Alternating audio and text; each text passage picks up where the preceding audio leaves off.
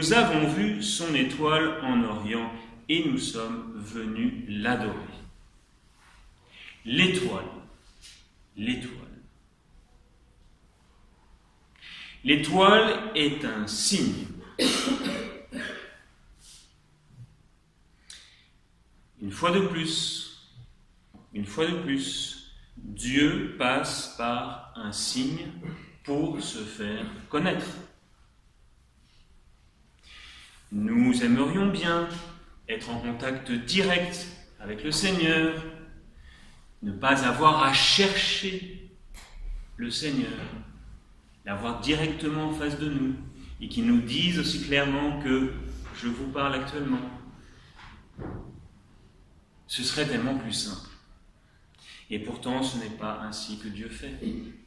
Je vous avais dit il n'y a pas si longtemps que Dieu devait être cherché.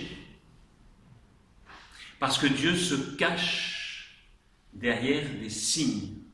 Et c'est précisément ce qui est arrivé à ces mages. Ils ont vu le signe et ils ont su reconnaître l'importance du signe.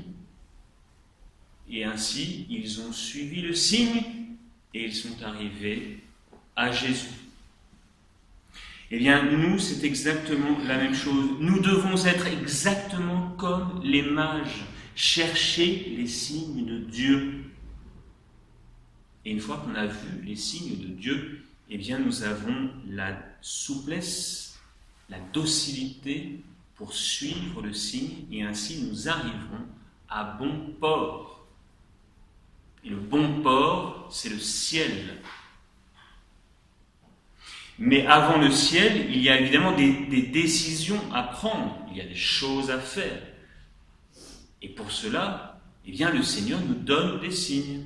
Tout au long de notre vie, pour les petites choses comme pour les grandes, le Seigneur passe par des signes. Encore faut-il avoir l'œil pour le voir et avoir cette docilité de l'âme, de la volonté de suivre. Parce que si les mages n'avaient pas voulu suivre le signe et faire autre chose, parce qu'ils avaient autre chose à faire, ils auraient pu faire autre chose que de suivre le signe, eh bien ils ne seraient pas arrivés jusqu'à Jésus. Et puis ils ont suivi le signe parce qu'ils avaient une intention droite, un cœur pur. Un cœur pur. Et alors, ils se sont mis en route sans savoir ce qui allait se produire et où est-ce que cela allait les conduire.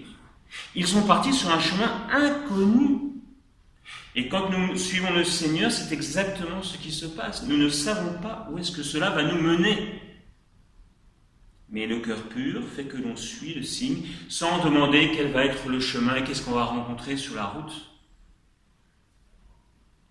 Cet évangile est d'une grande richesse, parce que c'est toute la vie chrétienne, en fait, qui est résumée ici. Et je terminais en disant que ces mages n'étaient pas les Juifs pour lesquels Jésus est venu en priorité. Ils étaient des païens qui ne connaissaient pas le Seigneur, qui ne connaissaient pas le vrai Dieu. C'est d'autant plus méritoire pour eux d'avoir fait tout cela. Alors, sachons aussi voir les signes de Dieu dans nos vies et ayons cette pureté de cœur pour les suivre. Au nom du Père et du Fils et du Saint-Esprit, ainsi soit-il.